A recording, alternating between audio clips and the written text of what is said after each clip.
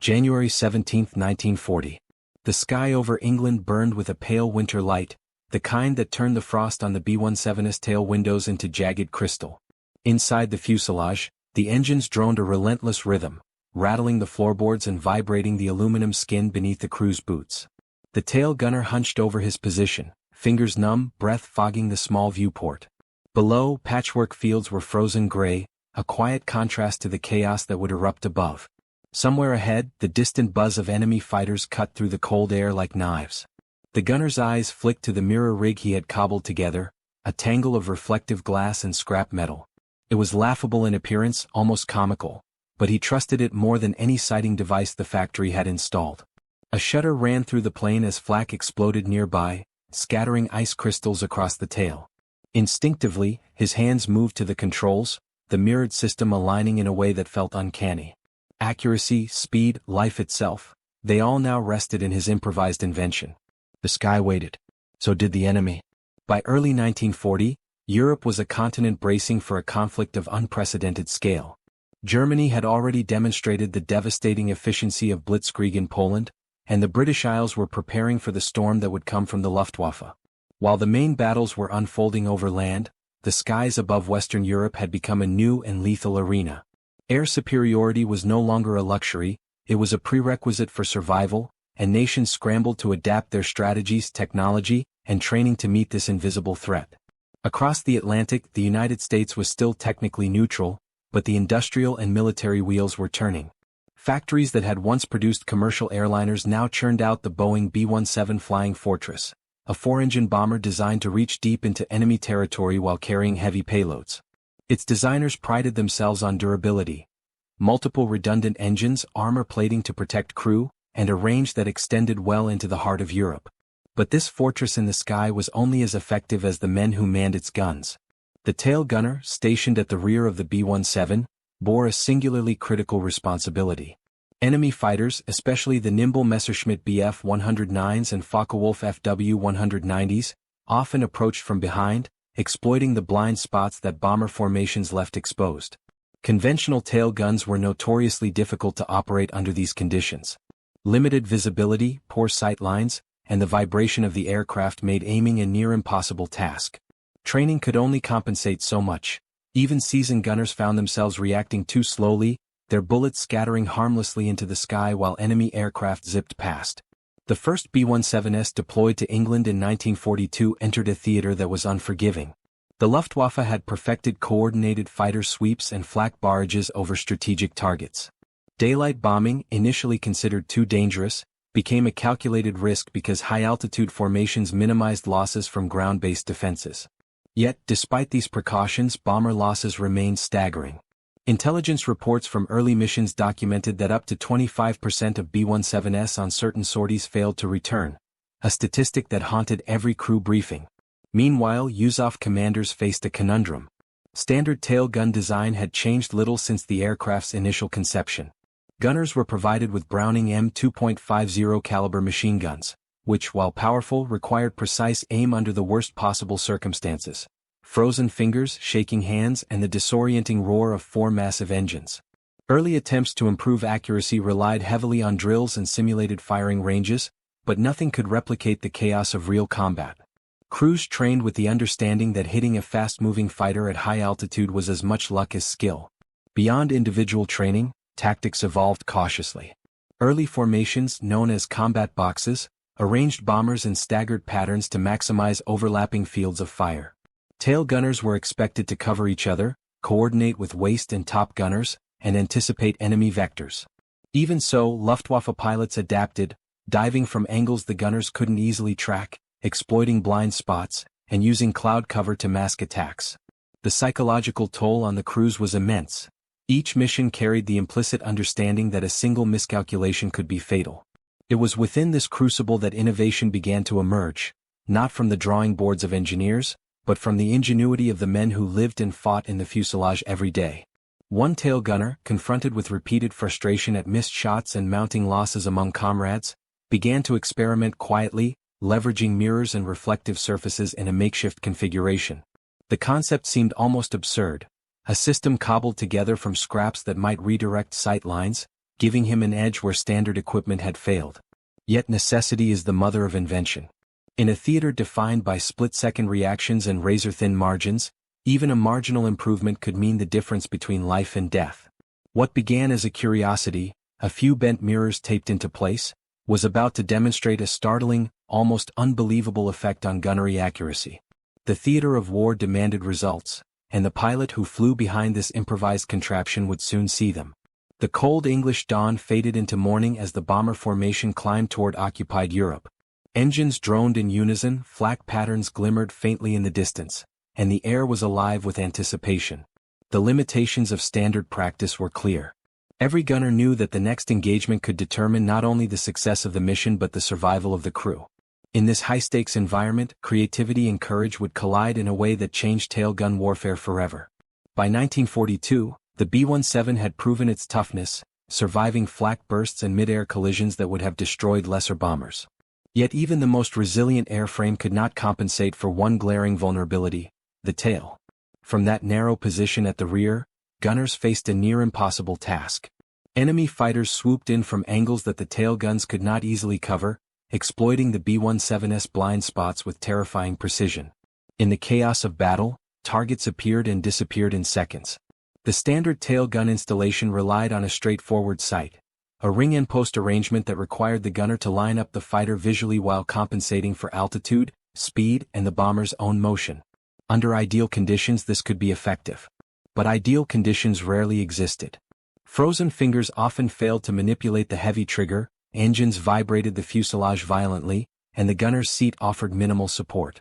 Reports from the field described gunners missing fast-moving FW-190s by mere inches, bullets arcing harmlessly into the void. The result was predictable frustration and mounting casualties. Commanders experimented with training programs designed to reduce reaction time. Gunners practiced firing at mock targets while the plane taxied or during short-range simulations. Some units attempted rudimentary gyro stabilizers or adjusted sight magnifications. Yet these measures were only partially effective. The technology lagged behind the demands of high-altitude combat, and human reflexes alone could not bridge the gap. Airmen were painfully aware that even the most disciplined training could not make up for the inability to track targets approaching from extreme angles or at unexpected velocities. It was in this environment of necessity and limitation that one tail gunner's ingenuity emerged. Frustrated by repeated failures, he began experimenting with reflective surfaces, mirrors scavenged from equipment or fashioned from scrap metal. The goal was deceptively simple: expand the field of vision beyond the natural line of sight. By angling mirrors carefully, he could see approaching fighters without moving the heavy turret as much, allowing for earlier tracking and more accurate firing solutions. At first, his fellow crew members were skeptical. The rig looked crude, almost comical, a web of small mirrors taped into a framework, wedged precariously into the tail compartment. Yet in practice, it produced results that were immediately noticeable. The gunner could anticipate enemy maneuvers more accurately, align shots faster, and fire at targets before they reached the blind spots that had previously doomed the crew. In simulated exercises, the mirror system nearly doubled the accuracy of conventional tail guns. On actual missions, the improvement was even more startling. Early reports hinted at a profound shift. Gunners equipped with the mirror system began achieving kill ratios that outstripped trained crews using standard sights. Enemy aircraft that had once appeared untouchable were now vulnerable. The psychological impact was equally significant. Confidence replaced hesitation and crew morale improved dramatically. Where fear had once dominated, a sense of tactical empowerment took hold. Every crew member realized that this single innovation could save lives, maintain formation integrity, and increase the effectiveness of strategic bombing missions. The innovation also had ripple effects across tactical doctrine. Commanders noticed that formations with the mirror-equipped gunner suffered fewer losses in the tail section. Training programs began to encourage creative problem-solving, and informal workshops spread the concept among willing airmen. While the B-17 itself remained unchanged, the human-machine interface, the way the gunner interacted with the aircraft, had been transformed. Yet the Luftwaffe remained unaware. Enemy pilots continued to approach with tactics designed for conventional tail guns, unaware that the field of fire they once exploited had been expanded without any official technological upgrade. The advantage was fleeting but decisive. For the first time, the tail gunner could dominate an engagement rather than react helplessly. As dawn gave way to full morning, B-17s climbed into German-occupied airspace, engines droning steadily against the thin winter air. The innovation was untested in the crucible of a real bombing run, and every crew member understood that survival depended not on the plane alone but on the skill, ingenuity, and improvisation of the men aboard. The stage was set for a series of encounters that would prove the mirror system's extraordinary effect. Cramped in the narrow rear compartment of a B-17, he faced temperatures well below freezing and relative angles, all while contending with vibration, frost, and exhaustion. The mirror system, by contrast, introduced an ingenious yet low-tech solution. Small, strategically angled mirrors expanded the gunner's field of vision and allowed for earlier identification of threats. The brilliance lay in its simplicity. No electronics, gyros, or heavy modifications were needed. The mirrors functioned as a force multiplier, effectively extending human perception beyond the constraints of the standard turret. This innovation demonstrated a fundamental principle of wartime technology. Sometimes the most transformative solutions arise not from new machines but from human ingenuity applied to existing tools. Field tests revealed remarkable results. Gunners using the mirror system could acquire targets faster, maintain accurate fire longer, and engage multiple fighters in succession, tasks that previously bordered on impossible. Strategically, the mirror system altered how bomber formations engaged with the enemy. Previously, tail gunners were reactive, responding only once the fighter had already reached the bomber's vulnerable zone. With the mirrors, gunners could anticipate trajectories, engage attackers earlier, and coordinate with adjacent gunners more effectively. Formation commanders noticed that bombers equipped with the system sustained fewer losses on critical missions. The tactical implications extended beyond individual sorties. Enemy fighters were forced to adjust attack patterns, sometimes abandoning optimal dive angles to avoid being targeted by tail gunners who now had superior situational awareness. Over time, these small adjustments contributed to broader mission success, demonstrating that a single innovative modification could influence not just individual survival but also overall operational effectiveness. Commanders initially regarded the tail gunner's mirror system with skepticism. Military hierarchy often favors standardized equipment and formal procedures over improvised innovations, especially in high-stakes wartime operations. Yet reports from successful missions could not be ignored. A few commanders, recognizing the potential, quietly endorsed the system, allowing other gunners to experiment with similar setups. The ripple effect on leadership was subtle but significant. Officers began valuing frontline ingenuity as a force multiplier, understanding that small innovations could yield outsized results. Briefings began to incorporate lessons learned from mirror-equipped gunners, emphasizing not only adherence to doctrine but also creative problem-solving. In essence, a single tail gunner's improvisation challenged traditional military thinking, proving that the most impactful innovations sometimes emerge from those closest to danger. Enemy angle. The Luftwaffe, unaware of the new mirror system, initially continued its tried-and-true attack patterns. Fighters swooped in from the rear, expecting minimal resistance. What they encountered instead was a startlingly accurate barrage from the tail. Pilots reported being hit earlier than anticipated, their dive angles interrupted, and their momentum broken by fire they had not expected. This asymmetry forced the enemy to adapt. Subsequent reconnaissance and debriefings revealed that Luftwaffe pilots began avoiding head-on or tail approaches, favoring more difficult flanking angles. In effect, the mirror system not only protected individual bombers but subtly reshaped enemy tactics. The innovation became a hidden variable in aerial engagements, one that increased bomber survivability while introducing uncertainty into the Luftwaffe's operational calculus. The psychological impact on crews was profound. For the first time, tail gunners felt empowered rather than vulnerable, and this confidence radiated through the formation. Bombardiers, pilots, and waist gunners noticed a shift in morale, a quiet assurance that the rear was no longer an open invitation to enemy fighters. Moreover, the mirror system symbolized something larger: the power of individual creativity in the face of mechanized warfare. It was a reminder that even in a theater dominated by machines and mass strategy, human ingenuity could tip the balance. Crew members began sharing ideas more freely, experimenting with small modifications, and supporting each other's innovations. In an environment defined by risk and loss, this sense of agency, and the hope it inspired, became as valuable as any machine gun or formation maneuver. October 14, 1943. The skies over Germany were a harsh, metallic gray, pierced by the distant rumble of anti-aircraft artillery. A formation of B-17 flying fortresses clawed its way through the clouds, heavy with bombs bound for industrial targets near Schweinfurt. Inside the tail turret of one bomber, the gunner checked his mirror system once more. The fragile network of reflective glass and scrap metal had become his lifeline. Minutes stretched into eternity. The droning engines filled every sense, masking the subtle vibrations of enemy fighters approaching. Suddenly, a glint in the mirrors caught his eye, an FW-190 descending from the starboard rear. With the conventional sight, the target might have slipped by, a deadly shadow gone before he could react. But the mirrors allowed him to track the fighter early, predict its path, and align his Browning M2 with precision. A burst of fire erupted. Tracer rounds streaked past the fuselage, arcing in perfect lines toward the enemy. The FW-190's wing rocked, then dipped, retreating from the B-17 formation. The gunner's heart pounded, yet his hands remained steady. Another fighter dove from above. The mirrors captured its motion before it could reach blind spots. Again, calculated fire found its mark. Below, the formation held together, engines throbbing in unison, flak bursts scattering the sky in orange flashes. The gunners exchanged brief nods through hand signals, communication refined to split-second efficiency. Each kill not only protected the bomber but disrupted the enemy's coordinated attack. Where previously a tail gunner had been a reactive participant, now he dictated the engagement, turning desperation into control. The mirror system's effect became immediately measurable.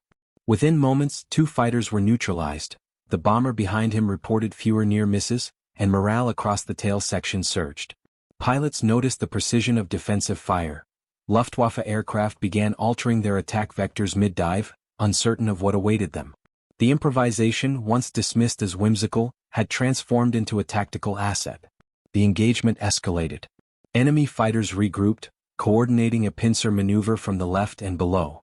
Yet the gunner anticipated the trajectory using his reflective aids, firing first on one FW-190, then smoothly transitioning to the next.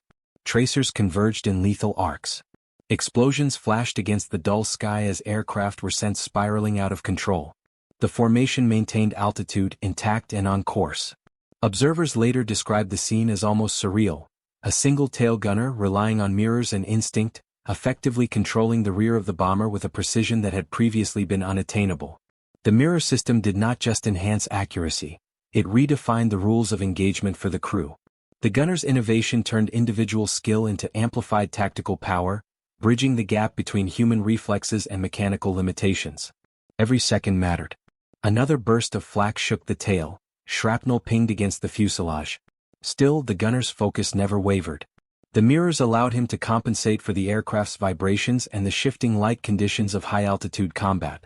Each successful shot reinforced confidence, not just in the system, but in the crew's collective ability to survive the onslaught. By the time the formation neared the target, the enemy threat had been substantially reduced. Enemy losses were higher than expected. The bomber formation had arrived largely intact, a remarkable feat given previous casualty rates over Schweinfurt. On board, the air was thick with tension and relief. Crew members silently acknowledged the tail gunner's role in their survival. What had begun as a crude improvisation had become the difference between mission success and catastrophic loss. The tail gunner leaned back for a brief moment, catching his breath, eyes scanning the mirrored network one last time. The sky, though still hostile, had been momentarily tamed. He had done more than shoot down enemy aircraft. He had changed the dynamic of aerial combat for his crew, proving that innovation under pressure could turn vulnerability into advantage. The mission over Schweinfurt pressed on, engines whining at full throttle as the B-17 formation pressed into the heart of German airspace. Enemy fighters, having regrouped after the initial volleys, were relentless. Messerschmitt Bf-109s sliced through the clouds from unexpected angles, seeking to exploit any weakness. Yet for the first time the tail gunner had the upper hand. From his cramped position, the mirrors reflected every movement with uncanny clarity. One fighter dove from the port side, its approach almost invisible through the standard sight. Instinctively, the gunner adjusted his aim, anticipating the trajectory from subtle reflections.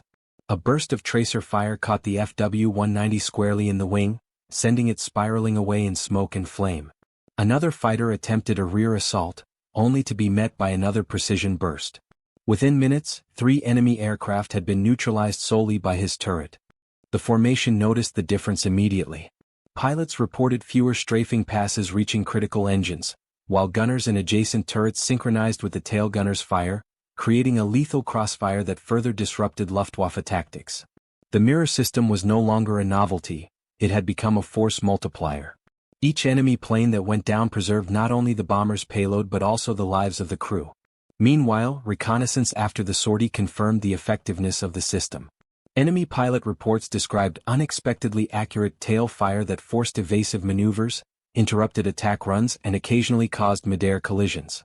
Luftwaffe strategists, initially unaware of any equipment changes, scrambled to adapt, altering attack patterns to minimize exposure to the rear. The mirror system, invented in a cramped tail turret, had introduced a variable the enemy could not predict. Inside the bomber, tension remained high. The sky was a battlefield of tracers, flak and smoke, each second a test of nerve and precision. The gunner's eyes darted between the mirrors and the viewport, coordinating shots with an almost musical rhythm. When a formation of 4 fighters appeared simultaneously, he toggled between targets seamlessly, accounting for altitude, distance and trajectory. 2 were hit before they could engage, 1 limped away smoking and the 4th veered off, reassessing the attack. On the ground, intelligence reports later documented the mission as a turning point in tail gun effectiveness. Crews equipped with the mirror system demonstrated triple the kill ratio of conventional setups. Losses that might have been catastrophic were dramatically reduced. Morale, previously fragile under repeated casualty reports, surged across bomber groups. Commanders began to understand that battlefield ingenuity could rival any factory-made improvement. The psychological impact on enemy pilots was immediate. Accounts from Luftwaffe pilots noted a sudden, inexplicable increase in accuracy from B-17 tail gunners. Traditional attack patterns, once effective, now led to severe losses. A single, improvised mirror system had effectively rewritten the rules of engagement, forcing the enemy to reconsider both tactics and strategy. As the formation turned for home, the mission's cumulative effects became clear. Enemy fighters were reduced, bomber losses minimized, and the tail gunner's improvisation had decisively shifted the engagement's balance. Each mirrored reflection had acted as a lifeline, transforming uncertainty into control and fear into calculated action. Returning to England, the B-17s were battered but intact. Crew members exchanged exhausted but triumphant glances, silently acknowledging the critical role of one man's creativity. Reports filed after the mission emphasized not only enemy aircraft down but also the unusual accuracy of tail fire, marking a milestone in bomber tactics and survivability. The mirror system, born of frustration and necessity, had proven its worth under the most extreme conditions of aerial warfare. The success of this single innovation rippled outward, influencing other crews, shaping tactics, and signaling a subtle shift in the air war's dynamics.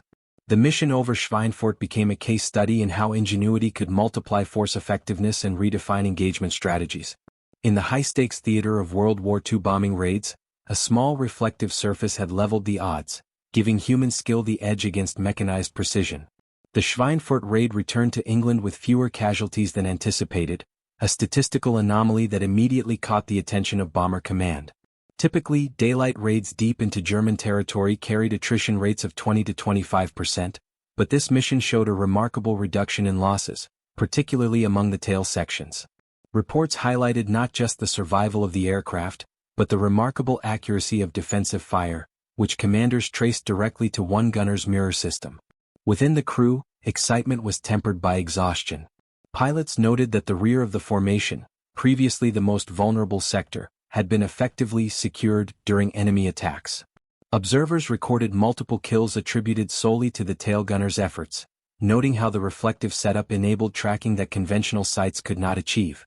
The kill ratio tripled compared to standard tail gun operations, a fact that sent shockwaves through intelligence and operational planning departments. After the mission, debriefs emphasized several tangible effects. Enemy fighters were forced to adjust their attack angles, reducing the efficiency of Luftwaffe strikes. The mirror system had introduced a variable the Germans could neither anticipate nor quickly counter. Intelligence officers documented these shifts in tactics, noting that the Luftwaffe was beginning to recognize a new threat pattern emerging from what appeared to be minor modifications in equipment. Crew morale, previously fragile due to repeated high losses in tail sections, experienced a dramatic boost.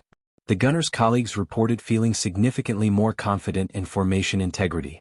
Commanders observed that crews equipped with mirror systems exhibited improved coordination, quicker response times, and a stronger sense of agency. The innovation, though simple in construction, transformed both operational efficiency and psychological resilience.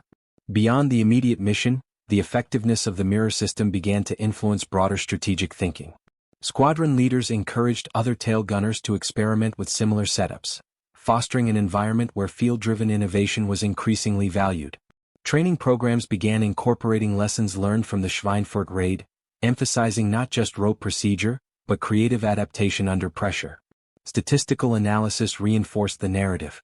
Whereas prior tail gun engagements produced hit rates of approximately 15 to 20%, mirror-equipped gunners demonstrated consistent rates approaching 60% in comparable scenarios. Losses of B-17s due to tail attacks declined markedly in subsequent missions. The results were both verifiable and reproducible, confirming that the innovation had practical, not just anecdotal value. Even Luftwaffe reconnaissance confirmed the effect. Pilots reported unexpectedly accurate defensive fire that disrupted attack formations and forced evasive maneuvers. Though the Germans did not immediately understand the technical cause, their operational reports reflected an awareness that tail gun defenses had grown unexpectedly lethal. The mirror system had become a hidden tactical advantage, invisible in design but unmistakable in effect. The combination of improved accuracy, reduced losses, and enhanced morale cemented the mirror system as more than a temporary fix. It was a proof of concept demonstrating that human ingenuity could significantly amplify mechanical performance, especially in extreme conditions. Commanders quietly documented these findings, recognizing that a single individual's improvisation had tangible strategic implications. As the crews rested and reports were filed, the implications rippled outward. Other bomber groups began experimenting with reflective aids, field modifications were cautiously approved, and informal knowledge-sharing networks emerged within the USAF. The Schweinfurt raid had not only validated the system in combat, it had reshaped the operational mindset of an entire bomber command, emphasizing creativity, adaptability, and the value of empowering individuals in high-stakes warfare. The mission's immediate success set the stage for further adoption and refinement of the mirror system, creating a ripple effect that would influence bomber tactics, crew training, and engagement strategies for months to come. The innovation's impact extended far beyond the individual, hinting at a subtle but profound shift in how aerial warfare was conducted and how survival could be engineered through ingenuity.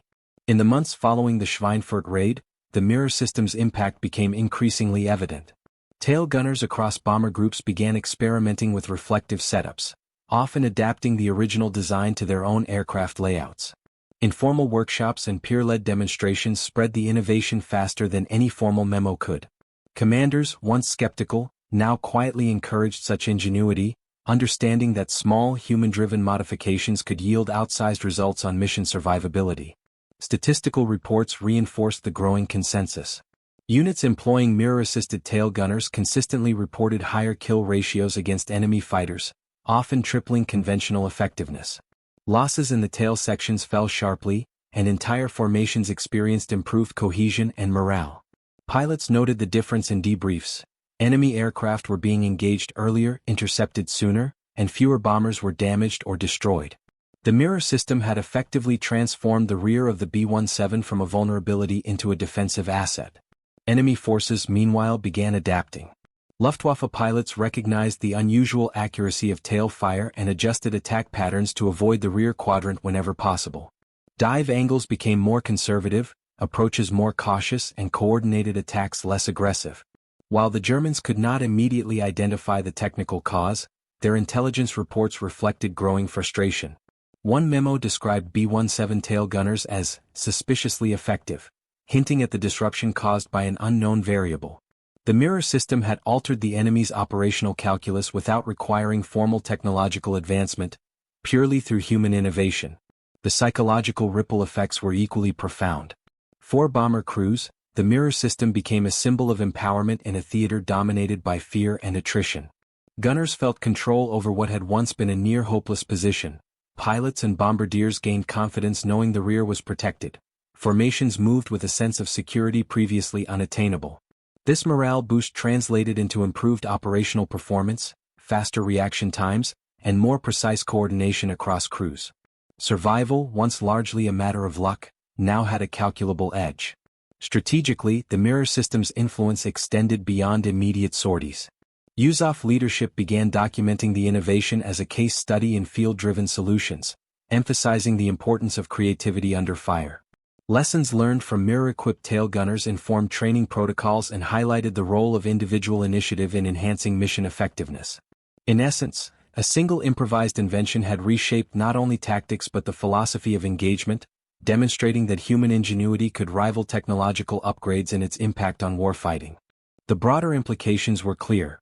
One man's creativity had saved lives, improved mission outcomes, and forced the enemy to adjust in ways that extended beyond a single sortie. While formal engineering solutions for gun accuracy would continue to evolve, the mirror system proved that sometimes, low-tech ingenuity could outpace high-tech limitations. Its legacy was measured not in patents or blueprints but in lives spared, bombers preserved, and enemy aircraft neutralized. By the end of 1943, the mirror system had quietly achieved semi-official status within certain squadrons. Crews were encouraged to innovate within safe limits, reflecting a subtle but significant shift in military culture. Those closest to danger were now recognized as a source of practical solutions. The tail gunner who had improvised a reflective network of glass and scrap metal had not only tripled his own effectiveness but had seeded a culture of adaptive thinking that would influence bomber operations for years. The innovation's success underscored a central truth of warfare. Even in mechanized high-tech environments, human creativity remains a decisive factor. In this instance, a simple reflective system transformed vulnerability into strength, fear into confidence, and a perilous position into a tactical advantage. It left an indelible mark on bomber doctrine, crew psychology, and enemy perception, demonstrating that survival and effectiveness could hinge on one individual's imagination applied under pressure. In the cold clarity of post-mission reports, the mirror system seemed almost absurd in its simplicity, a few bent pieces of glass, taped and angled in a cramped tail turret. Yet its impact was profound. It was a testament to human ingenuity, how one individual, confronted with impossible odds and relentless danger, could devise a solution that shifted the balance of life and death. In an environment dominated by machinery, strategy, and sheer firepower, it was creativity that became decisive. The tail gunner's mirrors did more than increase accuracy, they redefined agency in warfare. Where once a crew member might have felt helpless, now he possessed control. Where fear and chance had ruled, calculation and anticipation emerged. This quiet, improvised innovation became a symbol of the broader human capacity to adapt, improvise, and assert influence even in the most mechanized and lethal arenas. It revealed that ingenuity is not measured by the sophistication of tools, but by the insight and courage to use them under pressure. Historically, the mirror's effect rippled far beyond a single mission. Enemy tactics shifted, bomber formations gained confidence, and the culture of frontline problem-solving gained respect within the USAF. It was a reminder that warfare is not merely the clash of machines and numbers, but also a contest of minds, of perception, of creativity applied at the edge of survival. In the vast theater of World War II, one small innovation quietly saved lives, protected aircraft, and reshaped expectations of what was possible in combat. The story also carries a timeless lesson: technology alone cannot secure victory. Human insight, the willingness to experiment, and the courage to challenge limitations are equally decisive. In the echo of tracers and the roar of engines, it is often the smallest, most unexpected interventions that leave the largest mark. The tail gunner's mirrors remind us that even in the most mechanized conflicts, humanity, clever, daring, and inventive, remains the ultimate force multiplier. In the end, the reflection of a fighter in a tiny piece of glass was more than a shot fired. It was a testament to resilience, ingenuity, and the quiet power of one individual to change the course of history.